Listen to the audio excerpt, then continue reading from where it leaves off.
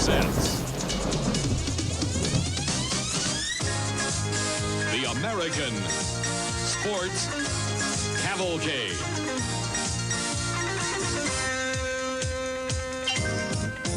A panorama of speed, color, drama, and excitement. The American Sports Cavalcade. There's nothing particularly humorous about the modern funny car. There's dangerous mounts that run a quarter mile on a razor's edge between mind-boggling performance and terrifying disaster. It was here at State Capitol Raceway outside Baton Rouge, Louisiana in 1984 that Ed McCullough crossed the line. The resulting collision with John Collins gave graphic proof of the evil that funny cars can do.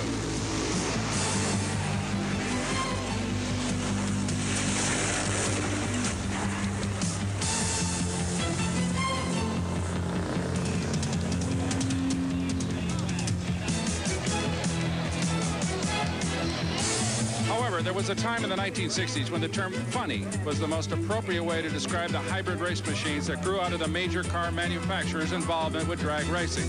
Altered wheelbases, fuel injector pipes sticking through the hoods, bouncing and bopping down the quarter mile. It was hard to take these cars seriously. Some may mourn the passing of funny cars' showman days when drivers like Jungle Jim Lieberman and cars like the Chi-Town Hustler electrified fans with their antics. Now, a little more than 20 years after funny cars started invading America's dragsters, they've become the darling of race fans, and the stands are jammed when these fabulous floppers fire up. Hi, I'm Brock Yates. For 13 years now, the fans have been coming here to the State Capitol Dragway outside Baton Rouge, Louisiana, for the National Hot Rod Association Cajun Nationals. They've come to expect some wild action and some even wilder competition, not only from the funny cars, but from the top fuel dragsters and the pro stockers as well. For more on that, let's go to my pal, Steve Evans. Brock, I'm sure you'll recall that 1 year ago, all the talk here at the Cajun Nationals was about the revolutionary new streamlined dragsters. Well, this year, streamliners still, that's the talk, but now it's about their demise. Remember Gary Ormsby's beautiful streamliner? It was runner-up here a year ago. Well, it is gone. It has been parked in favor of a conventional car that, unfortunately for Gary, was beaten here today in round number 1. Joe Amato's beautiful streamliner. We showed you from Minnesota last year. It is sold to a guy in California. Amato has nothing to do with it, nor does he want to have anything to do with it. Daryl Gwynn's car. Remember at the Winter Nationals, all the aerodynamic tricks, they have all been stripped off of the car. Now, why is all this happening? Well, it's weight. It's hard enough as it is to get these cars down to the NHRA minimum of 1,800 pounds. And what little effect the aerodynamics may have is not worth carrying that kind of weight. Plus, these cars need a certain amount of resistance to beg the engines to burn more nitro. More nitro, more horsepower. More than makes up for whatever slipperiness they may enjoy. Now, Big Daddy Don Garlits, he started the revolution. He is going to stay with this nose piece and his small front wheels. But any further streamlining is on a back and very cold burner. What does all this mean? Well, I think it means better and closer racing. With the drivers in pretty similar chassis, it's horsepower, tuning, and driving that's going to make the difference. And Steve, as you know, because of breakage and other factors, Don Garlits will have a bye run in round 2. But he'll want to make a good pass, nevertheless, to ensure lane choice in the semis. And that'll come just a little bit later. Right now, it's time for the lady in the pink car. Three-time NHRA Top Fuel World Champion Shirley Muldowney here heating up the tires, the procedure called the burnout. She'll be in the far lane, and up against her, the Texan, Eddie Hill. Well, Steve, you notice that both Shirley and Eddie are running those enclosed cockpits. That is the one concession that everybody about has made to streamlining, and I think that's going to stay. Eddie Hill also using the small front wheels, much like Don Garlits. Eddie Hill from Wichita Falls, Texas, at one time king of the liquid quarter mile in the draglets. And, of course, everyone knows the story of this lady, Shirley Muldowney. She has missed the last few races due to some abdominal surgery, but she says she's feeling fit and ready to go. Well, Shirley definitely wants to put a win in the column here pretty quickly, Steve. Since her comeback, she's had some problems. The car has not behaved the way she wanted it to. And right now, though, her opportunity to take down Eddie Hill is a good one. Let's see how it works. Eddie Hill with some control problems. Shirley pulls ahead, smokes the tire. It is Eddie Hill coming back around Shirley Muldowney. Hill wins it at 5.61 seconds. Oh, and this will not make Shirley happy. She ran quicker than did Eddie Hill at 5.58. You're right, Steve, but it was purely a question of reaction time. Eddie Hill off the line, substantially quicker than Shirley. And as you say, he overcame some control problems about half track. Here you can see Eddie Hill take command of the drag race. Shirley Muldowney runs a slightly lower ET, but does not pull it out, losing to Texan Eddie Hill right here by roughly half a car. So Eddie Hill's crew will be very proud of his driving job that has taken them into the semifinals. Hill wasting no time getting that helmet off. It is very hot and very humid today in Baton Rouge. It sure is, Steve. And now let's get ready for more round 2 top fuel action. That car, what a familiar sight that is to drag racing fans. That is young Darrell Gwynn in his beautiful red and white dragster and another red car. Boy, has this guy been running hard over the season. Well, Brock, this is a race you wouldn't expect to see this early in eliminations. Darrell Gwynn didn't qualify as quickly as he usually does, so he's paired with Joe Amato, who was the #1 qualifier early here in the second round. What you're looking at is the world's fastest top fuel dragster driver, Joe Amato, at 279 miles per hour, the '84 world champion from Old Forge, Pennsylvania. His opponent is young Darrell Gwynn, who you may have noticed is carrying some unusual markings on his rear tires. Earlier, Steve had a look at them. I've discovered 2 interesting things here in Darrell Gwynn's camp. First of all, we are not the only one shooting video here. Always did want to shoot back. Also, he's got a terminal case of ring around the tire. Actually, this home video camera belonging to Darrell's mom and the ring around the tire work together. When she videotapes in the starting line, it's much more easy to see what the footprint of the tire is like rather than trying to look at black rubber against black asphalt. Also, still photos in the lights with this ring will show them how the tire plants at high speed. Now, this other mark here will give them some idea of how the tire is spinning. It's awful hard to tell without any kind of an identification mark visually. They'll also videotape that as well as still pictures. And his father, Jerry, his eye is so keen that with the naked eye, he can tell just how hard the tire is spinning. Without this mark, that's pretty hard to do. Well, with your training with that video camera, I'm sure that you got a great future in television, Steve. I don't think I'll quit my day job just yet. So in the near lane, the world's quickest Darrell Gwynn holds the record at 5:20 up against Joe Amato, the world's fastest. Both have won an event so far this year. The only other driver to do so is Don Garlitz coming up later. This is just a great matchup early in the going. Round 2, top fuel eliminator. It is a red light by Darrell Gwynn, and look at Gwynn streak away. Some motor problems just before he got to the finish line, but Darrell Gwynn has red lighted. On a double disaster for Darrell Gwynn. Not only does he red light, which all top fuel drivers hate to do, but he hurts the motor pretty seriously. So there you see the red light in the near lane. Darrell Gwynn going down to a defeat almost before the race starts and giving Joe Amato a free pass into the semifinals. Let's go to Steve. Oftentimes, a driver is so focused on his side of the tree, he doesn't see his opponent red light. Did you, Joe Amato? Yeah, I saw the red light, Steve. I just ran it through to try and get lane choice for the next round, and just to see where the motor was at and make sure everything was okay. You know, I knew it was going to be a real close race, and we both ran 5:30s before that, so it's a driver's race there. You know, could have made the difference between winning and losing. You know, luckily the light came on. Darrell could have got lucky and got the light, and then I would have made me look real bad. But then, thank God, the red light came on, and the TRW dragsters in the next round. And still in the 5:30s as you go to the semifinals at 5:39. Well, thank you. That's Tim Richards and the boys are doing an outstanding job in this heat. You know, I'm just got to do my job and drive good. Joe Amato, he's on his way.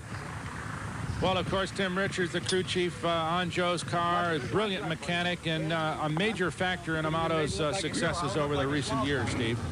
And here's another talented team. Kenny Bernstein's crew on his funny car putting finishing touches on that motor. Stay with us. We'll be back with more top fuel action and funny cars, too.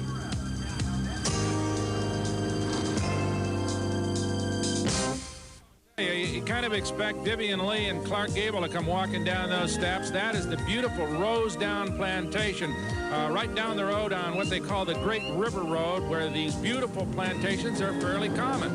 And fairly common back here in State Capitol Dragway is the kind of work that goes into one of these funny cars before they come to the starting line to race again. That is Jim Head's crew. He'll be up in round number 2 against John Force. And they have a few minutes remaining to get that engine back together as we are still in round 2 of Top Fuel Dragster Eliminations. Glenn Nyhra just blazing the tires here, trying to clean off that racetrack, heat up the tires, and put some heat in the pavement as well. Dick LaHaye will be his opponent. And Dick running this season with some strong new sponsorship. And now let's go down to Steve with Darrell Gwynn.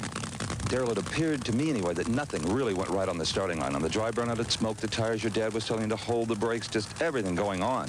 Well, obviously, we knew we had to race Joe for this next round, and we hopped it up a little bit. And, you know, I've got some good brakes on this car, and if it does smoke the tires on the dry burnout, I usually hold the brakes on the run, and that usually cures it. Well, in this case, it cured it again, but I red light, and then I proceeded to drive the car on through because I wanted to see what it did. We made a major tune-up change, and it blew the blower off for some reason. That's the first time I've ever blown the blower off, so I'm anxious to see what the problem is.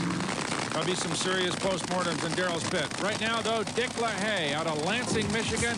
Remember him with his daughter Kim as his crew chief, and now her brother Jeff working on the crew as well.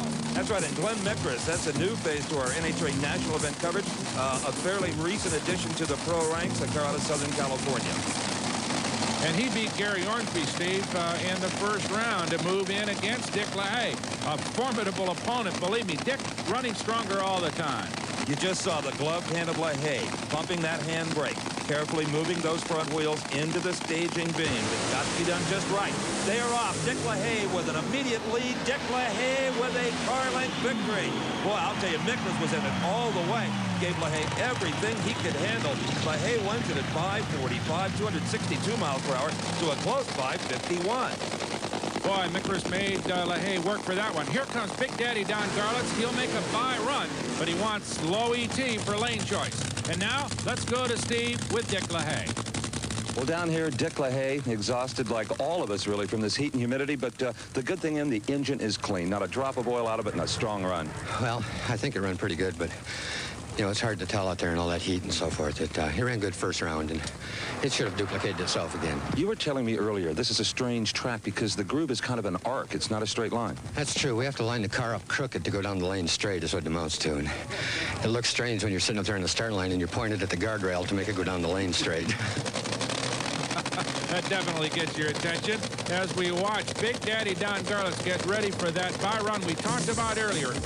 Now there's some pressure on Garlits, Steve, because he seems to have lost the combination. Well, he had a great start winning the Winter Nationals in California, ran the 520s. Then he changed the cylinder heads, the blower, the fuel pump, trying to run the combination that Joe Amato and Darrell Gwynn run, and just has not yet hit on it. And Garlits, boy, he's got plenty of power this time. In fact, too much for this old racetrack. Don Garlits, it's doubtful that he will have lane choice for the semifinals. Oh, absolutely, Steve. A 631, 180 miles an hour. Big Daddy's got to be displeased with that. As we take a look at the old state capitol building here just down the road in Baton Rouge, these are the pairings in the Citgo Kmart Cajun Nationals Top Fuel semifinals. Garlits versus Dick LaHaye. That'll be a good one. And Joe Amato versus Eddie Hill. Joe Amato has lane choice. And now let's go to Steve, who's with Big Daddy. So Don Garlits blazing the tires like days of old, but I really wondered, Don, did you go up there, you know you had a victory, and an easy path into semis just to find out what the track would take? Well, we had a clutch problem on the first round, and we worked on it, and I guess we went too far. And now you know you've got to, take some tension pressure out of the clutch? Got to take a little weight off of it, yeah. You know, if anyone, I would think, have an advantage in this kind of heat and humidity with all your experience, that might be one for you. Who knows? They were running pretty good. Yeah, they are indeed. Big Daddy goes to the semis after he does some clutch work. Well, you can see that his mind is simply focused on that clutch and on that engine because he is not a happy man, and the car is not running anywhere near up to his expectations. All right, it is time now for round number 2 of Funny Cars. And here is a brand new car and driver to our event coverage. This is Henry Phillips from Oklahoma. This is his first NHRA national event. Do you think he might be a little uptight, Brock? Well, he's going up against one of the greats in the sport, Raymond Beadle in the Blue Max. You know, he just graduated from Frank Hawley's school down in Gainesville, Florida, Steve, so he is a novice. That's right, and here is Raymond strapped into the car. The body's still up, as you can tell by the vibrating fiberglass. The machine is running, and now Dale Emery, the crew chief, latches down the body for Raymond Beadle. Well, Raymond, of course, dropped out for a couple of years to run his expanding race team in stock cars, sprint cars, and funny cars, but now he's decided to get back behind the wheel of the famed Blue Max. And Brock, in my personal opinion, no one has ever driven a funny car with any more skill and bravery than Raymond Beadle out of Dallas, Texas. And you can't be more of a rookie than starting your very first race ever, as is Henry Phillips. And these cars, even though they go in a straight line, Brock, as you well know, they are very difficult to drive. There's so many things the driver has to do before he ever gets to this staging process even. Well, Steve, you can see NHRA starter Buster Couch trying to move the proceedings along here a little bit. Phillips very, very slow in staging a long time, and Beadle's waited and waited. They left right together, Brock, but Phillips having problems, and look at Raymond Beadle drive that automobile through the tire smoke. Beadle will go into the semis at 6.10 seconds, 250 miles per hour. As we get a look at the crew of Joe Amato making final preparations for his semifinal run against Texan Eddie Hill. The Citgo Kmart Cajun Nationals, Baton Rouge, Louisiana. I'm Brock Yates along with Steve Evans as we watch the Big Daddy Don Garlett's crew try to correct their problems. In the meantime, let's go to Steve with Raymond Beadle.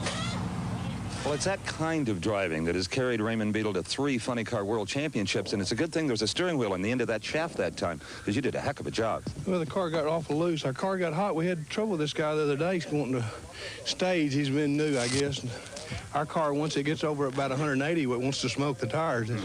It did again, but I never did see him. Like I said, the car hooked up good enough that we at least made the other end. So it's really critical that your opponent not hold you up so you don't build too much heat in the motor? Yeah, I think so. And, I mean, most of the guys, you know, we're used to running with them, like Bernstein and Snake and McEwen and everyone, and we've run with them for 15 or 20 years, so we know what everyone's going to do, but we get someone new, and the other day we had trouble with this guy, and then we told him then, so. He's green. He's green, but, I mean, he's all right. He's a good kid. Okay. Thanks, Raymond. Is anybody more laid back in big-time automobile racing than Raymond Beadle? Take a look at this car. One of the most beautiful funny cars I think I've ever seen, Steve. That's right. This is Jim Head, who won the Cajun Nationals back in 1985. That is about as zoomy, I guess, as you can possibly get, not to mention the beautiful paint. And look at the big whale tail, the wing on the back of that car, Brock. Just incredible. There's more square footage there than some California condos, I'd say. Wild-looking machine. And speaking of wild, look at the burnout that his opponent, John Force, in the left lane pulled off, Steve. An incredible burnout, Brock. You know, Jim Head's car, boy, it's that clean and pretty. It is just fitted with every kind of electronic device you can imagine, because that man, Jim Head, Columbus, Ohio, is an electrical contractor. John Forrest, well, the last occupation he had besides drag racing was truck driving, and that was about 12 or 13 years ago. And John's first taste of success came here in 1979. He was runner-up with Kenny Bernstein at the Cajun Nationals. He's been runner-up another 7 or 8 times since, and still has not won a big NHRA race.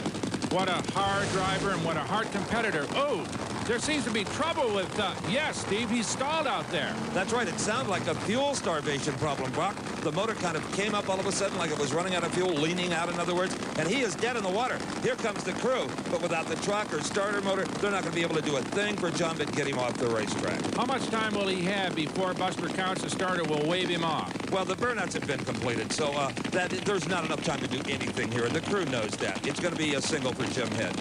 Oh, that's a terribly tough break for this man, John Force, as we said, one of the toughest, most intense competitors. There you see a burst of fire from underneath the car. That was enough to put him away. There goes a very dejected young man from California, John Force. This man from Columbus, Ohio, on a single pass. Jim Head, ooh, carelessly close to the yellow line in the center. Jim Head runs a 589, 225 miles an hour. We'll see whether that is enough to give him lane choice as John Force heads for the pits.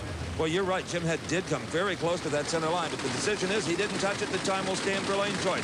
Here is Don the Snake Prudhomme, back on the trail after taking a year off in 1986 and has already won 1 race. The Motorcraft Gator Nationals down in Gainesville, Florida, the 2nd race of the season. This is the 4th. And, Steve, this is a rematch of that Gator Nationals final when Johnny West and the Hawaiian fell to the Snake in a very good race. As we watch the Snake go into the staging area, I wonder, does he say, will history repeat itself?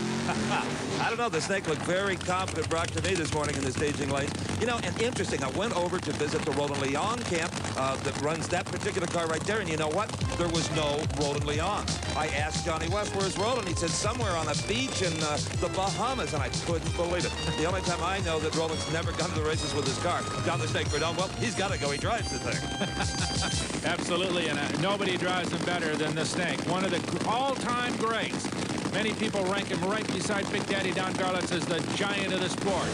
The Snake strikes first. He's off the mark, but look at the power for Johnny West in the 4 lane.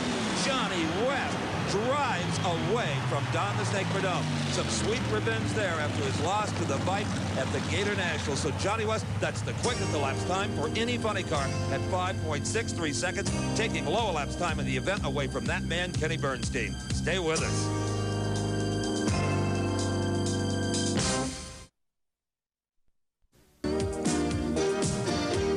What could be a more tranquil and genteel scene than the beautiful formal gardens here at the Rouge Down Plantation? Just a few miles down the road from where the sound and the fury continues at the Citgo Kmart Cajun Nationals.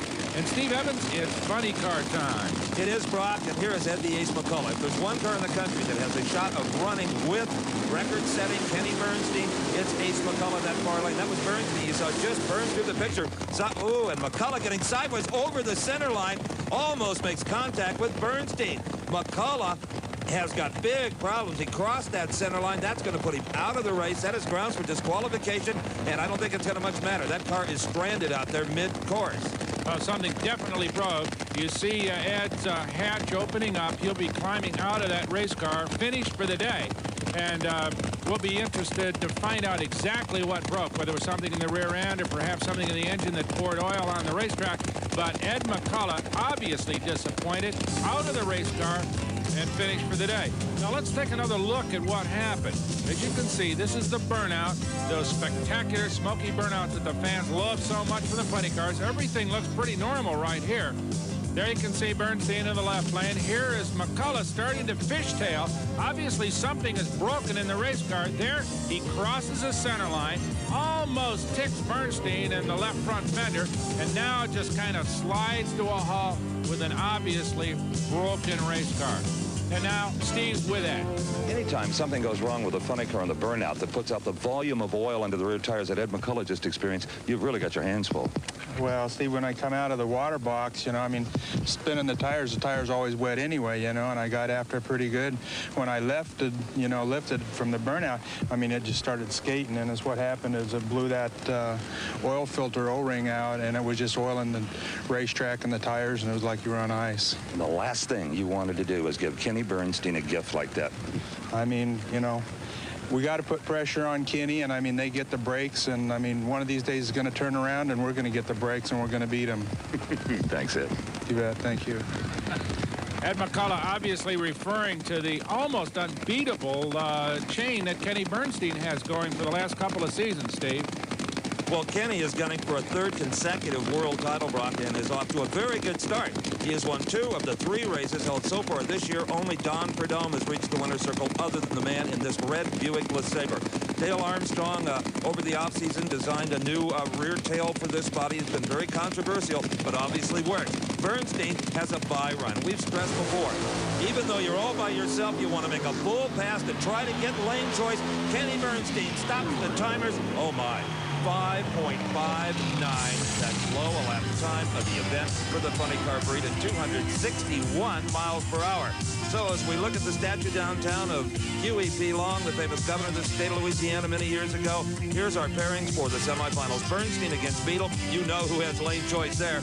And it will be Johnny West in the Hawaiian car up against Jim Head, who has won on this track before. He knows how to get down the state capital dragway quarter mile. But the big battle will be between Raymond Beetle and Kenny Bernstein. Raymond Beetle, 3-time World Funny Car Champion, against the reigning champion, Kenny Bernstein, after his 3rd title. What a matchup that is going to be as we watch Beetle's crew go to work on his car. Now let's go to Steve. Well, that clocking by Kenny Bernstein has probably tempered the smile you saw a few moments ago in Johnny West's face. Track record, 5:59. Oh, super. Well, I didn't know that was going to happen. None of us did. It's a tough situation out there, needless to say, Steve. You know it is, and you got to tickle it. backed it way up the first round, Dale and the guys did, and then we said, holy cow, everybody's outrun us. We better do something. So we took a shot then to see if the track could hold it. And you had to wonder for a minute if Ed McCullough didn't want your lane, too. Well, he was out there trying to come over with me. He had some problems with an engine, of course, expiring and putting oil on the tires and sliding over into my lane. But I thought, well, Ed, don't be doing that on the run now. Is there ever any temptation when you've got a freebie like that to take it easy? It costs a lot of money to run these cars. Not at all. You have to go over that Winston Championship, and the only way you can do it is run every single run the entire year full out. That's how you learn. That's how you make it happen for you. I had a feeling that's what you'd say. See you in this headline. Thanks. Okay, Kenny Bernstein always stands on the gas. Now, it's Pro Stock time. That yellow and white car, the rare Morrison Camaro, being driven by Bruce Allen, one of the very best. He'll go against Kenny Delco. Now, these guys are the whole shot artists. The skill on the starting line, critical in this kind of racing, more so than any other. Earlier, Steve had a look at the tactics of racing a Pro Stock. A term you hear a lot in drag racing is hole shot. One driver with better reactions getting off the starting line first, leaving the other still sitting at the line or in the hole. Using starter Buster Couch's magic box here, let me take you through that sequence. Now, as the cars move forward, and you well know they use their front wheels to break these beams, I'm going to use my big foot. First thing that happens, they get into an infrared beam that controls the pre-stage. That's on top of the tree. It just helps you find the starting line. They move further forward, and the stage light comes on. When both have accomplished that, now it's time for Buster Couch to take this box and hit the switch. The first thing the driver sees is a flash of yellow. That's when you react. You do not wait for the green. You'll be late. There's only 0.4 of a second between yellow and green. If you gamble on the lights and that 0.4 hasn't elapsed, then it's going to bypass green, go right to red, and you're out of here. So the drivers who get the better hole shots are the ones whose eyes are better connected to their feet, I guess you could say. Now remember also, the lanes are independently timed. The clocks don't start until the front wheels leave these beams, and that accounts for why a driver with a hole shot can often win with a slower elapsed time. And you're inclined to see more red lights in Pro Stock than any other form of competition because these guys squeeze the light harder than anybody. Well, Bruce Allen usually doesn't have to. He's got so much horsepower in that rear Morrison Camaro from Arlington, Texas. This is Kenny Delco. He's from Center Ridge, Long Island, New York, and he is also driving a Camaro. Many of the Chevrolet competitors have on the drawing board or in construction Chevy Berettas, but so far the Camaro is the workhorse, and Chevrolet did not win a single Pro Stock title in all of '86 and hopes for better results in '87. That is Allen in the far lane, Kenny Delco in the near lane. There you see that flash of green. They're away right together. Delco having some problems. Delco falls back. He's out of this one. Bruce Allen will win it. Whoa! And Allen skates across the finish line. That accounts for the slow times of 790, 147 miles per hour. That can be scary stuff. As we watch the crew of Johnny West in the Hawaiian car getting ready to go up against Jim Head in their semifinal funny car round. I'm Brock Hayes, along with Steve Evans, back at the State Capitol Dragway, Baton Rouge, Louisiana, for more Citgo Kmart Cajun Nationals action. And now, let's go to Steve. Well, Bruce Allen, that didn't look like it was a lot of fun, that ride. That wasn't a lot of fun. That was a little scary there. Got pretty loose down there in third gear. Just pulled it over and high, and tires started spinning. It was off the throttle and back on, trying to keep it straight. It's just one of them things. Just, I don't know, just probably a little rice all over there on that side to get sprayed around. Let's hope the next round's a little straighter. Yeah, me too. Well, Bruce Allen referring to rice hull ash, which is used to pick up oil that's dropped on the track here and does continue to make the racetrack slippery. This is going to be a difficult racetrack to deal with as the afternoon continues, Steve, and the heat builds. And you have to wonder if maybe Bruce Allen doesn't have some mechanical problems as well that are contributing to the handling difficulties. Well, that is Butch Leal. Pontiac Trans Am in the far lane. There have been 3 Pro Stock races this year and 3 winners, much like Top Fuel. Leal won the middle race, the Cajun Nationals down in Gainesville, Florida, and Butch is the master of the hole shot. As we discussed earlier, nobody executes it better than that guy. And here is Larry Morgan, first year in Pro Stock racing, and looks very promising. That is an Olds Forenza from Newark, Ohio. Larry Morgan was a good sportsman racer, Brock. He brought a lot of experience to the cockpit of a Pro Stock car, but he'd be the first to tell you that these cars are so much different. They leave so hard off the starting line, the first time you drive one, it almost knocks you out. It is Butch Leal with a fantastic light. Butch Leal only 2/100ths of a second away from the perfect light. Leal is skating around just like Bruce Allen did, but hangs onto it. Wow. Butch Leal at 759, 181 miles an hour, and you can see the problems he was having, Brock. You sure can. And here is a pair. Boy, Bob Glidden, the reigning world champion, going up against arch rival Warren Johnson. Warren Johnson in a brand new Oldsmobile has had some problems this season. But before that race, let's go to Steve with Butch Leal. Ooh, I did some stuff, but yeah. I wasn't about to get it. I knew that.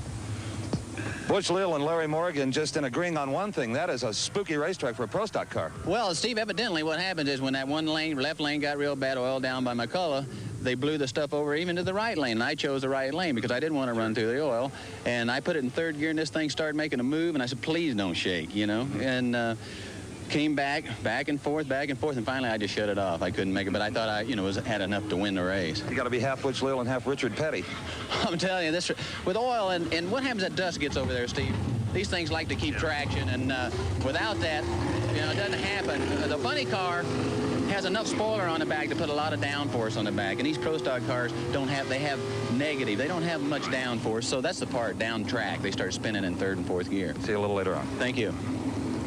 So this racetrack, as we said earlier, will probably become more and more of a factor as the traction becomes more critical.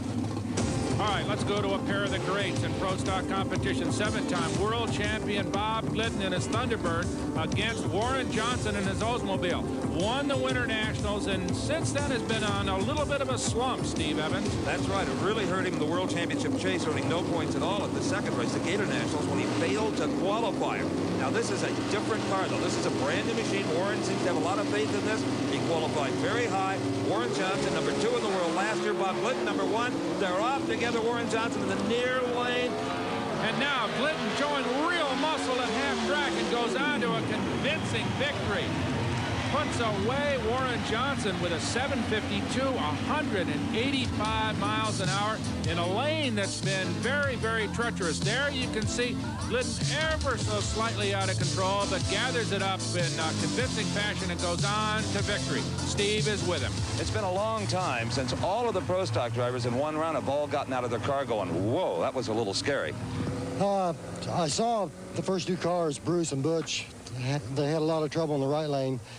The left lane had just gotten oiled, so we still took the right lane instead of going to the left. We should have gotten a little loose, but I think we made a better pass than the rest of the cars. I think you did, too. You fell off a little bit from your previous best, but a 751, too. Not bad. No. I'm happy with that. When Bob Glidden's happy with a run, you better watch out because he is the man to beat. Let's go back to the starting line for another pair. Nick Nicholas versus Reed Wishnet. Tell me a little bit about Reed Wishnet, Steve. Well, Reed in that beautiful black Camaro, Brock, he was the last to abandon the Hemi Chrysler Corporation product in pro stock. He stuck with it until just a couple of years ago. Reed Wishnet, he's a plumbing contractor in the Atlanta area, a very successful one. He has a lot of fun pro stock racing. Nick Nicholas from New York. You may remember back in '85, he was a big upset winner of the category at the Gator Nationals in Florida. And he beat Gary Brown to get here. And, Steve, I'll tell you what, he wins first prize for big hood scoop of the day. Nick Nicholas carrying the largest hood scoop I think I've ever seen on a pro stocker.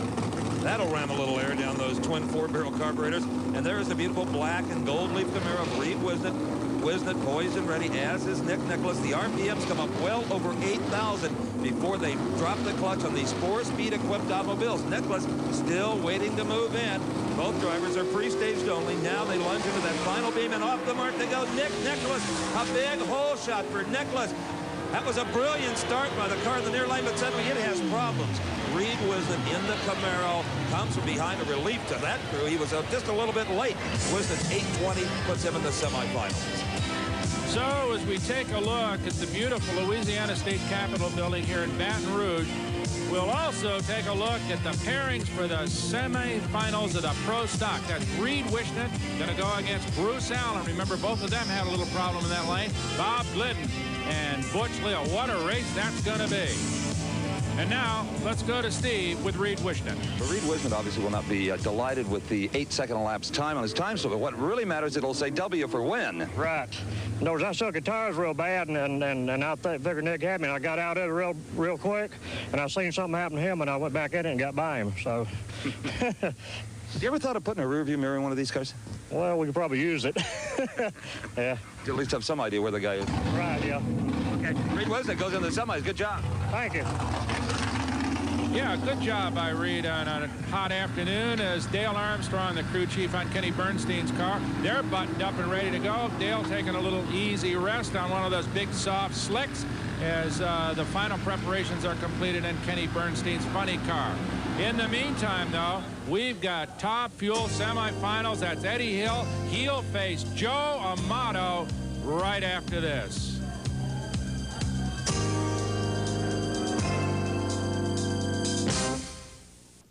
Of the many antebellum mansions we've been able to visit in our many trips to cover the races here in Baton Rouge, Rosedown is still my favorite. And here's one of the reasons why. It's so quiet, reflective, the Spanish moss in the trees. It's just like stepping back into time. But certainly there's nothing more high-tech than what's going on right now at State Capitol Dragway in Baton Rouge. It is semifinal time in Top Fuel Eliminator, and that is Eddie Hill, the Texan. And Brock, Eddie has had tremendous horsepower the last few races. In fact, at the recent Winston All-Stars race down in Texas, he had top speed over everybody. Well, Steve, you just got a little peek there at one of our guys, Dave Aylant, one of our cameramen who just hangs in down there at the starting line and gets all those tremendous close shots. And I'll tell you what, Dave's ears ring for about a week after he gets through with one of these deals because these boys make some noise and some smoke. It's tough work down there, and he deserves a lot of credit for it. All the guys that work on the starting line do. You just saw the pretty blonde head there of Ursi Hill, and I think I've said this before, but if Eddie Hill ever said, I don't want to drag race anymore, she wouldn't allow it. She has more, but she demands that he drag race. Yeah, she just loves it, and as you can see there, she is guiding her man back into the staging lanes, and that's a critical part of the drag racing because, as we've seen here earlier, lane choice and the position on the racetrack is absolutely critical as the traction starts to diminish. Well, Jerry Amato, in front of her husband, Joe, she had an anxious moment out there. The car did not want to go into reverse. The crew ran out there and kind of rocked it back and forth, and it finally disengaged and got into the backup gear. So we're going to have a good two-car match race here. You can bet on it. This is going to be an interesting race. Eddie Hill, I would imagine you'd say, is the underdog here, but nonetheless has put up some very, very good performances over the recent seasons. That's right, and what he may lack a little bit of performance, he's been making up with his driving. Eddie Hill has been just as quick as a cat off that starting line. You'll recall earlier, in fact, in round 2, he hole-shotted his way around Shirley Muldowney, and few have ever done that. And it is, again, Eddie Hill away first. Eddie Hill almost losing control of that automobile. You saw his handling problems in the near lane, and Jerry Amato says, okay. She likes the numbers she sees on the scoreboard. They're staying in that very competitive 530 range, a 533 at 270 miles per hour. Big speed for Joe Amato as we go to Big Daddy Don Garland. Now notice that he has gotten rid of the plexiglass canopy that he's been carrying on that race car for the last few races. Big Daddy is concerned about airflow into the injectors over the top of that roll cage and has gotten rid of the canopy, hoping to improve that airflow. Now, you notice he put a wide windscreen around the front of the car, which indicates how critical airflow and aerodynamics are on these race cars. It may be that he'll go back to the canopy, but right now, Big Daddy running the open cockpit version of his race car. There goes Big Daddy on his burnout. Dick LaHaye, left lane, has completed his. So these two guys just about ready to square up. Now let's go to Steve with Joe Amato. Well, this is the 4th race of the season, and for the 4th time, Joe Amato, you go into the finals continuing that 530 pace. Steve, it was exciting up on the starting line. I heard the reverser problem? No, when I did the burnout and the car came to a stop, the motor revved up real high, like it was idling fast. So I had to, keep my cool, and I put it in reverse and backed it up real quick. Something happened with the linkage here. I still don't know what happened, but it was idling real fast. And I thought the car was going to stall. And we got it back, and, they did something to it, and it stayed. But I try to just keep my cool and not get rattled, because something like that will throw you a curve on the starting line. I said you've been in 3 previous finals, but you only won 1. Now, what can you do to make sure it's 2 this time? Well, we had a mechanical problem the last time. We broke our lifter, and we're watching that real close. And I think Tim Richards has a handle on it this weekend, but, it's up to me to do a good job, because LaHaye or Garlitz, they're both 2 tough competitors. One of them's going to be in the final here, but we're glad we beat Darrell. We're ahead in the points championship right now, and, we're on a roll, kind of. So let's find out exactly who that's going to be, okay? Well, we're going to find out almost instantaneously as we watch Dick LaHaye, that beautiful red and white dragster, get ready to go against the old man, Big Daddy Don Garlitz. And here you saw a little moisture coming out of that back pipe. Nothing to worry about. They plumb the water into the header pipes. And as the engine heats up and expands, it pushes some water out. And then that's to be expected. That's normal. No problem there whatsoever for Garland. LaHaye in the far lane, boy, that engine, no motor and drag racing runs cleaner or more efficiently than those built by Dick LaHaye. LaHaye is last to stage, and he is off the mark right with Don Garlits. The two of them are side by side, and a little fire out of Garlits' engine that may have cost him the race. Dick LaHaye will go into the finals against Joe Amato at 5:33, 264 miles per hour to Don Garlits losing 5:48. Well, let's have another look at a pair of real seasoned veterans leaving the line almost together. A little smoke from Big Daddy's big rear slick, as it looks as if he's got a little bit of an advantage, but right here at half track, Dick LaHaye takes command of the race. As you see fire from Big Daddy's engine, so Dick LaHaye moves into the finals. Big Daddy goes on to the trailer because of this. You see the blower belt missing. He has had a minor explosion in the blower. It popped the belt off. And whatever happened internally, he and crew chief Herb Parks trying to diagnose it, but that finishes him for the afternoon. A tough break for Big Daddy Don Garlits.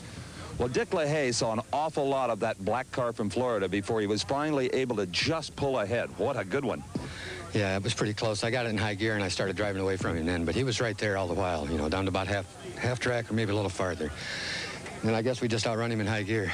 You did indeed, but I have some bad news. You lost lane choice by 2/100ths of a second to Joe. 2/100ths? Well, at least we got the car back where it was. It slowed down that last run a little bit, and we had a little problem with the clutch, and we put a new clutch in it, and it stepped right back up. So we're looking forward to a good final. We like to race Joe, and, you know, him and I really are good friends. So it's, in fact, I bought this block from him that's in the car right here, and another one to boot. Joe may be regretting that before this day is over. I think we're going to have a real dogfight in the Top Fuel final. So close they are. They sure are close. Actually, it's 2/1000ths of a second, not 200, Steve, as we take a look at the beautiful governor's mansion here in Baton Rouge. And those two guys, Joe Amato, Dick LaHaye, go for it in the Top Fuel final, the Sitco Kmart Cajun Nationals. And the only thing hotter than the action so far is the weather. Johnny West awaiting his funny car bout with Jim Head, wishing there was such a thing as an air-conditioned helmet. I'm Brock Yates along with Steve Evans back at Baton Rouge, Louisiana for more action from the Sitco Kmart Cajun Nationals. Now, right now, the racetrack is quiet, but believe me, things are going on in the pit area. That is Joe Amato's crew, the man in the blue shirt, crew chief Tim Richards, getting ready to plant that giant supercharger on top of that 500 cubic inch aluminum V8 that will propel Joe Amato about 270 miles an hour in a quarter mile. Hard to believe, Steve. Almost 3,000 horsepower in these monster motors. Well, no one's really sure. It might even be more than that. The beautiful body is latched down over the chassis containing Jim Head of Columbus, Ohio, who won this race back in '85, a former U.S. Nationals champion, preparing to do that all-important burnout. He, too, has the stripe in the tire. We explained earlier with Darrell Boyne's car what that's all about. A lot of teams are using handheld home video cameras because the angles we bring you at home for race coverage are far different than what they want. I don't think people at home want to see, Brock, just a shot of a black tire spinning in their screen. So the guys are doing it themselves. And I'll tell you, over in the far lane, Johnny West, who has strengthened the respect that he already enjoys from his fellow racers. Without Roland Leong here, the man who has owned and tuned this car for so many years, Johnny West has done a sensational job. He's the second quickest car on the ground. Every time you go over there, he's under the car, he's on top of the car, never takes 10 minutes for himself. The man is, I'll tell you, he's going to be working for Roland for a long time if he keeps this up. Johnny West, a real pro. Of course, his race shop in Chandler, Arizona, kind of a stop for a lot of guys heading east and west. A well-known race mechanic and terrific race driver. Johnny West, one of the real hardcore pros in this business. That's right, and enjoys it so much. I wonder sometimes how they can enjoy working as hard as they do. But they do. That's just part of it. It's a thrash, they call it. And they're proud to be called a thrasher. That's the ultimate compliment to a guy like Johnny West. On the other hand, Jim Head from Columbus, Ohio, a professional engineer, a really kind of semi-pro, as it were, but certainly not semi-pro in his accomplishments. Has won some major meets and always a formidable opponent. And consistency. Head usually has that. This is a very tricky race. Oh, and Head just blows the tires right off of it. The term they use meaning smoked them so badly he had to get off of the throttle. So Jim Head, he just had to throw in the towel on that one, either that or cross the center line or hit the guardrail. Johnny West with another terrific elapsed time, 5.69 seconds. 253 miles an hour. Let's take one more look at it. In a very, very rare instance, Jim Head loses the bite, and normally his consistency, you just won't see this happen. Jim Head always runs straight and true, but this time not so. I hope car owner Roland Leong is getting a good tan in the Bahamas, because he's missing a heck of a racing afternoon. For the second race this year, Johnny West goes into the finals, 569. Well, it's consistent. We're trying to soften it up. I'm really scared of it on the starting line. It's trying to spin the tires. I got Dave up there adjusting the barrel valve a little bit. You know, we're just kind of going along. And the barrel valve does what? Well, we're trying to make it a little bit softer. It's way too radical right now. Violent? Yeah, yeah. But, you know, if we can just kind of calm it down, I'm sure we'll be all right. If Roland was here right now, what would he tell you to do? Well, I'm kind of going off of what we discussed before he left. You know, we kind of went through this whole round by round, what would happen, what should we do, and I'm just going along with what he told me. Car's a piece of cake to drive when it runs like that. Indeed. Doing a terrific job is Johnny West. He sure is, Steve, as Johnny West will get ready to go against one of two men in the funny car finals here. That engine being fired up, perhaps the strongest of them all in funny car ranks. That's Kenny Bernstein's engine inside that beautiful streamlined automobile of his. And there are so many secrets on that car. I guarantee, Brock, there's not a funny car racer who wouldn't like to have about 30 minutes alone with that machine and nobody else in the room, because no one is really sure what Dale Armstrong, Kenny, and the crew are doing to arrive at the record-setting winning performances that they're enjoying. It's just hard to fathom that one car can just go down any racetrack in this country like it does. And I'll tell you who's catching up quickly is Dale Emery, the crew chief for Raymond Beadle, the Blue Max Racing team. They have run some phenomenal numbers lately, but they usually need a very good racetrack. This is an okay racetrack, but it's not a Texas Motor Clash or an Indianapolis Raceway Park where you can use all of your power. Right, as the Blue Max gets ready to go with Raymond Beadle on board. Remember, Raymond retired for a while. John Lombardo got in the seat and did a very, very good job. But now Raymond said, well, I'm going to take a crack at it again. His racing team's always successful and probably will be more so now that the boss is driving. He loves the competition, Brock, and he'll tell you, I like beating my friends. And everybody's Raymond Beadle's friend. He sure is. One of the great guys in this sport. But right now, all he's thinking about is that red car over there on the left side of your screen, a car that is almost unbeatable. If there has been a particular race car over the last 2 or 3 seasons that have been almost impossible to beat, it has been this one. Kenny Bernstein now on board a car that carries the Buick label, even though it's a little bit hard to recognize in this beautiful streamlined form that he has created for it. Well, that's a Pontiac Firebird body draped over Raymond Beadle's car. You may see a puff of black smoke on the back of Beadle's car. Don't be alarmed. That's just clutch dust. They're running like a little exhaust pipe out. And they leave pretty much together. Actually, Bernstein had a bit of an advantage. Beadle losing traction just like Jim Head did. And to the surprise of almost no one, Kenny Bernstein reaches another final round at 5.57 seconds. Well, as you can see, Raymond Beadle coast to a stop, doesn't even deploy the chute. As you said earlier, there comes a little puff of black smoke out of the back of the Blue Max, but that's clutch smoke, but there's more trouble right there, and that's tire smoke, and that marks the end of the day for Raymond Beadle. Well, as they have all day long, both car and driver performing to perfection. Kenny Bernstein again low ET of the meet at a 5:57. Oh, super. Well, we didn't change anything. We thought we'd run for it one more time and see if the track would hold it. Dale and the crew just did another outstanding job of making the right decisions, and it worked. Johnny West was down and he says, I hope he runs in the 570 so I'll get lane choice. I said, wouldn't you rather see him get beat? He said, no, I'd like to race him. Well, Johnny and the Hawaiian Punch car, they've been a good one all year. We enjoy racing them. It's a lot of fun. He's a good driver, and Roland, you know, he's off having some good time in the sun this weekend, so Johnny's trying real hard. It'll be a good battle. I agree with that. Kenny Bernstein goes to the finals. So we're heading for the finals in funny car as we have a look at a beautiful building. That is the old state capitol, built in 1819. Right now, though, Johnny West and Kenny Bernstein in the funny car final. Kenny Bernstein with the lane choice. And you think big-time race drivers just sign autographs between rounds? Not Dick LaHaye. He's under his car getting ready for his Top Fuel final run against Joe Amato. If you come to the beautiful gardens of Rosedown Plantation tomorrow, you'll probably find a lot of the drag racing crews and fans enjoying a side trip to this wonderful location, one of the classic antebellum mansions on the Mississippi River. Right now, the drag racers are very busy, particularly Bob Glidden, because pro stock action coming up now. And I'll tell you what, this is going to be a wild one. This is Bob Glidden versus Butch Leal. And we could see out of this outcome the winner here at the Cajun Nationals. These two cars are powerful, powerful runners. And Leal, we saw win earlier at the Gator Nationals, and he's really running on a hot streak, Steve. He's got that Trans Am working just perfectly. But the one thing he hasn't got is lane choice. That goes to Bob Glidden.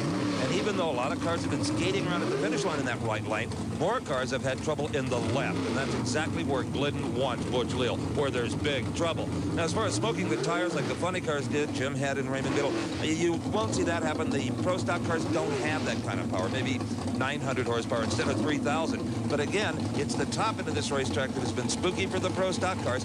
Glidden seeming able to master that. Right. He, on his last pass, remember, he had a wobble just a little bit in that very same lane. You can be sure that Bob will be ready for that this time. But whether or not he's ready for that reaction time of this man, Butch Leal, we can only wait and see. This is going to be a super drag race. It will. The RPM's good. It is Glidden away first. It is Bob Glidden. He's been waiting for a long time for a whole shot over Butch Leal. But look at the power of the Trans Am. Oh!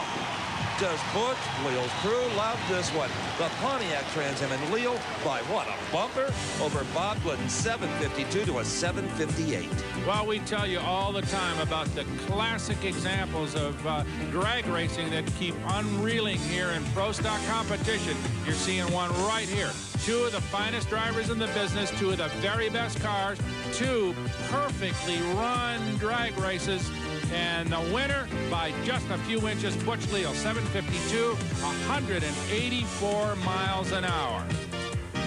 On our shows before, you've heard Bob Glidden say how this man, Butch Leal, beats him up on the starting line. Well, he did the beating up on the starting line. He left on you, and you came around him. Incredible. Well, that right lane, again, he was in the right lane. And I seen him shake the tires, obviously, and I came right around, and I knew he left on me, Steve. But, you know, we were hanging right there and all the way through there, and that's the way racing is. And he beat up on me a little bit that time, so he's got another one coming.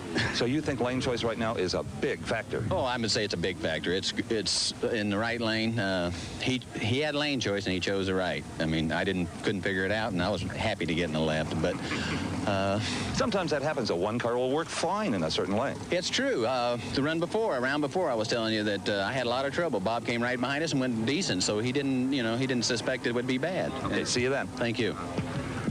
Well, the lane choice continues to be critical here at Baton Rouge as the heat escalates. Well, as evenly matched as that last pair was, this one may be a bit lopsided. Bruce Allen, who has been running tremendous elapsed time, 750, 760s, against Reed Wisnett, who's been having problems shaking the tires, a term you hear a lot on this racetrack, in his Camaro. But who's to say?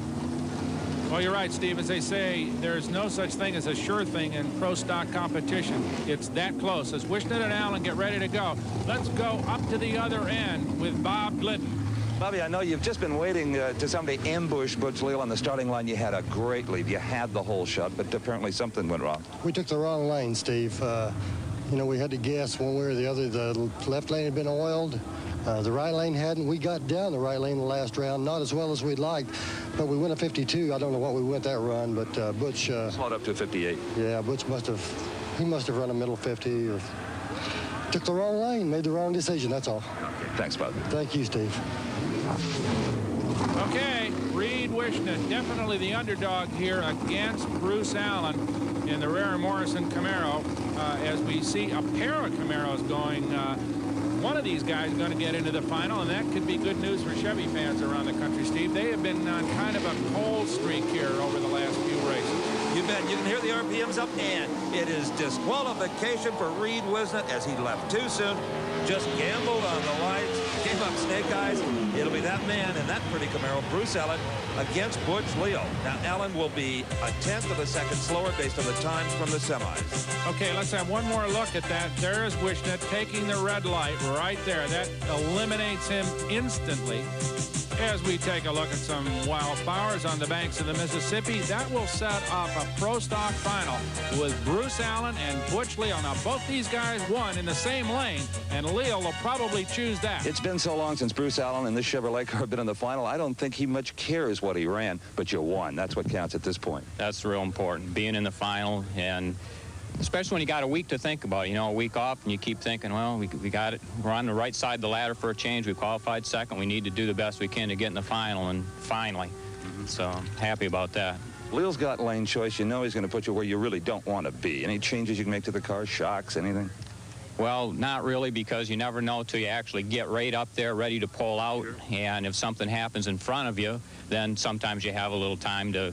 You're pretty sure you're going to be in the pad lane, obviously, so it gives you a little bit of time. Even a few degrees of temperature in the air can make a difference. Oh, absolutely. A place like this, the air comes and goes, and it gets a little breeze and cools down, and it makes a lot of difference. Okay, it'll be Chevrolet versus Pontiac in the final of Pro Stock. And it's going to be an interesting one. As we go back to the pit area, that's Johnny West's crew working hard to get ready for their funny car final against Kenny Bernstein. Back at State Capitol Dragway, where some of the most interesting automobiles run in the competition eliminator category. Earlier, Steve had a look at one of the most unique machines. One of NHRA's mottos since the very beginning has been ingenuity in action. And nowhere will you find more of that ingenuity than in the competition eliminator pits. This is Buddy Ingersoll's Double B Aldred Buick, one of the most talked about cars in the sport. It's identical to a Pro Stock automobile until, take a look at this. He does not use a 500 cubic inch carbureted motor like a Pro Stock car. This is a very small little Buick V6, 268 cubic inches. But two turbochargers blowing through these mammoth intercoolers through the induction system create so much horsepower that this small motor pushes this car to speeds faster and quicker than any Pro Stock car has ever run. But the Pro Stock guys, you won't see them hanging around here much because turbocharging is illegal in that class. So for now on and for the foreseeable future, this kind of ingenuity will only be found in the Sportsman categories. Well, Steve, as luck would have it, Ingersoll's beautiful little Buick broke in one of the earlier rounds and kept him out of the competition eliminator final, which posed Ron Neff versus Richie Rosen. That's right, Richie Rosen in the near lane from Louisiana, been racing down here for years, won a couple of titles a long time ago. Ron Neff, well, he blew in from the state of Colorado, and they're both B economy dragsters. Usually in competition eliminator, you'll see a handicap on the Christmas tree. That's how it works to equalize the competition. But in the comp final, both of the drivers were in the same class car, so there was no handicap. It was a good heads-up race. Both cars powered by small block Chevrolets with automatic transmissions. We've talked a lot today about the whole shot. Well, watch the car in the near lane. That is Ron Neff from Colorado. He was in the far lane. Watch the machine in the near lane. He cuts a perfect light. There. Richie Rosen, the blue car, absolutely perfect. Had he been earlier, he would have redlighted. It was Rosen in the near lane, and boy, he needed that perfect light, didn't he? Richie Rosen won at 7:55 to Ron Neff's runner-up 7:57. Richie Rosen, the competition eliminator champion. Top alcohol dragster title goes to Tom Conway. Top alcohol funny car, Vern Moats. The veteran super stock, Dick Baker. The stock winner, Danny Doherty. And super gas, Jimmy Lewis is the winner. Super competition, Steve Cohen. And the Pro Stock motorcycle title goes to Rick Stetson. Well, some 500 cars started here at the Cajun Nationals at State Capitol Dragway. We're down now to only 6 machines in our pro categories, and here is the Pro Stock final. Can Chevrolet get into the winner's circle again after a drought of some, 15 months? Well, Butch Leal for Pontiac may have something to say about that. Well, he's already said something about it, Steve, because he stuck Bruce Allen over in that lane that has given everybody trouble all afternoon. So the lower ET on the part of Butch Leal begins to pay off, at least gives him a slight advantage at the beginning. But, of course, the Rare Morrison team isn't given an inch. And earlier, Steve Evans toured their pit just prior to buttoning up their car for this race and filed this report. So often when we stop by the pits of the Pro Stock finalists, there's really not a lot going on, even if one car is maybe a couple of tenths off. They say, well, all our work is done back at the shop. Well, look at this. Here is Bruce Allen coming out of the Rare Morrison Camaro. He is in there, has removed the transmission, actually now is reinstalling it because they have changed the clutch. The last round, the car shook. He had to short shift third and fourth gear. They're trying to soften up that clutch enough to where he doesn't have to do that. He can use his usual shift points. They've also gone to another set of tires. They very badly want to put Chevrolet back on the winning track. So a major gamble being taken here by Bruce Allen and his teammates. Very rare, Steve, that they will make any real serious changes between rounds, especially this late in the day. That's right. You've got to admire them here. They're not desperate. They're just not going to give up, and they feel that Butch Leal has the performance to beat them. And I'll tell you one thing. Bruce Allen has had his best day in the cockpit in a long time. He used to have a luxury of horsepower. Now he's going to have to contribute something off the starting line. And it is Bruce Allen away first by about 4/100ths of a second. It is Bruce Allen with a whole shot, but apparently it still shook the tires. The clutch tranny change did not work. Butch Leal, for the second time this year, goes into the NHRA winner's circle. Well, we'll get a chance to talk with Butch hopefully in just a minute as we watch those giant headers on the engine of Kenny Bernstein's funny car begin to spit smoke and fire. He's going to get ready to go against Johnny West in the funny car final. So the action just escalates here at Baton Rouge, Steve. Well, in the final round for the second time this year is Johnny West. You recall in Gainesville he had some problems. In fact, had to leap out of that car about halfway down the racetrack because it was on fire, and Don Perdone got the nod.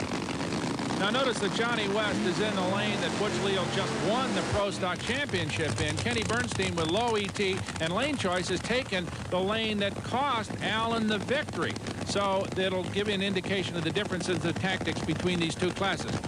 For the second time this season, Butch Leal puts his Pontiac Trans Am in the winner's circle. Congratulations. Thank you very much, Steve. I wanted everybody to take a look at this car and show it to me one time. This is a brand new car at Gainesville, and it's won 2 races for us. And Willie Rails has built the car for us, and I'm very proud of Willie and very proud of this car. And the Nationwide Auto Parts Valvoline Trans Am is very fast. You know, you had great confidence in your equipment this weekend. You weren't leaning on the tree like you sometimes do.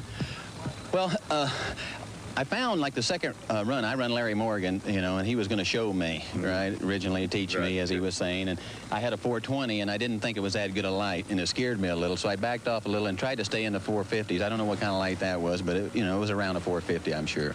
Congratulations again. This will put you in the points lead for the World Championship. Well, I was in the lead coming, and Bob got low ET and top speed again, and I was really concerned. And I'd like to say something. My wife couldn't make it this week, and I'd like to say hello to her, and we got him, honey. Indeed, he did. Thank you. One of the real veterans and plays a mean round of golf as well, Steve Evans. Indeed, he does. In fact, his favorite victim there, too, is Bruce Allen. They play every chance they get. And here, with the hatch-up to let a little fresh air in, if he can find any, is Kenny Bernstein, as he does that dry hop forward. That's what they call it, a dry burnout or dry hop.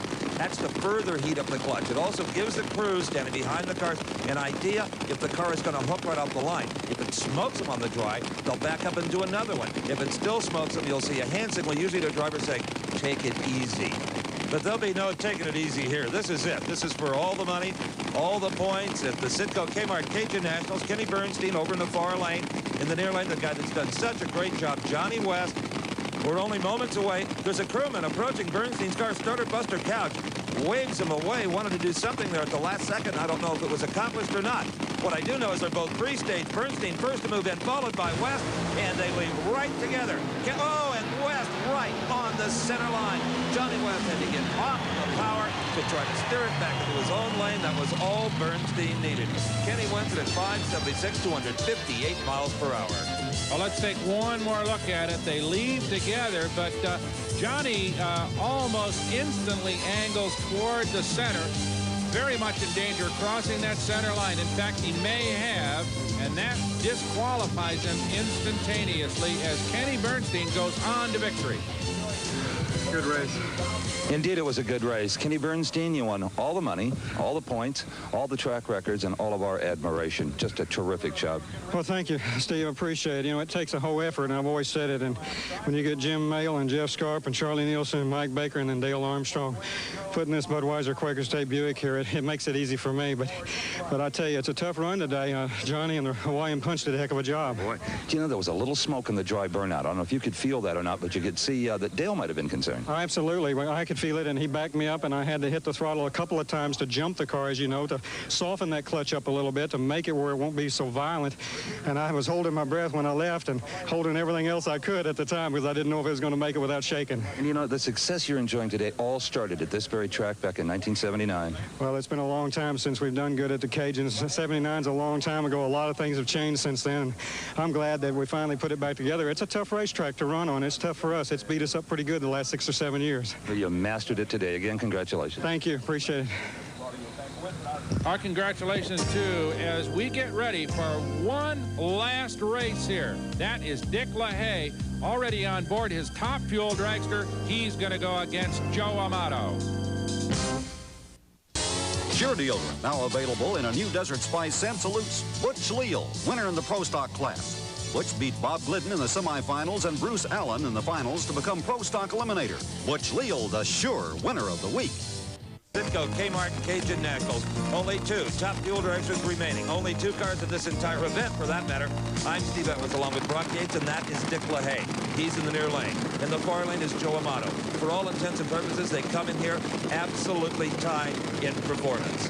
They sure do, Steve, although the low ET goes to Joe Amato, and he has chosen the exact same lane that carried Kenny Bernstein to victory. So it'll be interesting to see as this racetrack continues to be very tricky whether or not that's the right choice. Earlier, Steve had a look at the very intense preparations that Dick LaHaye and his crew went through to get ready for this race.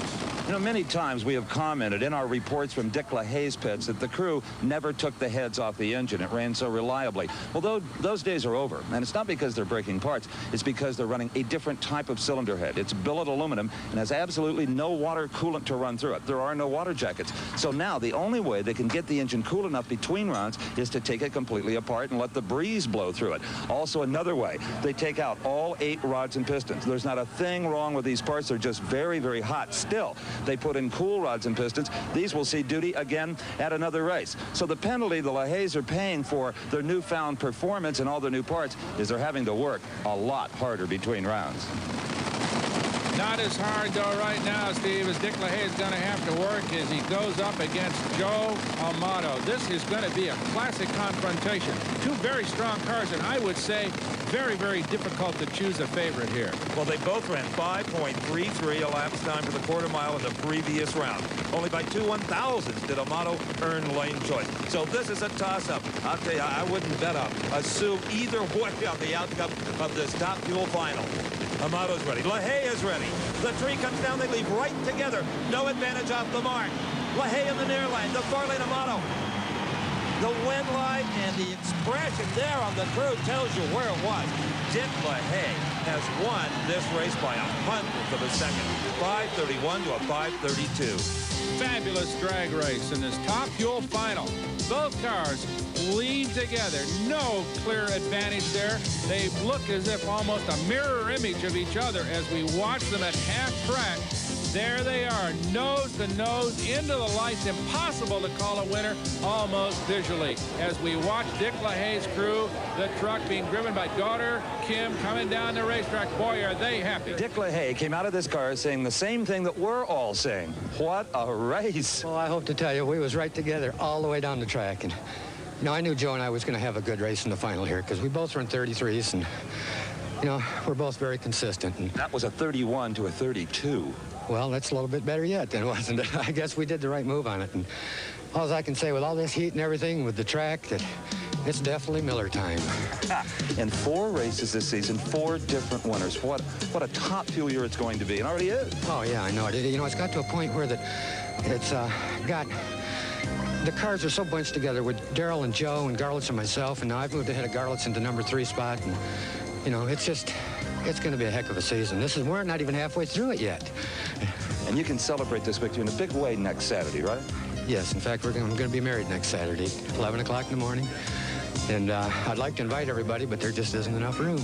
Dick and the lovely Claudia. She'll be down here in just a moment along with the rest of the LaHaye family. What a race that was. What a final round. Our congratulations to Dick and all the other great champions here at Baton Rouge. For Steve Evans, I'm Brock Yates. Thanks for joining us. The executive producer for American Sports Cavalcade is Harvey M. Palish. Produced and directed by John B. Mullen. Promotional consideration provided for and a fee paid by the Style Auto World Championship Team, the nation's premier source of fast lane fashions. Style Auto, the champion's choice for the style of your life.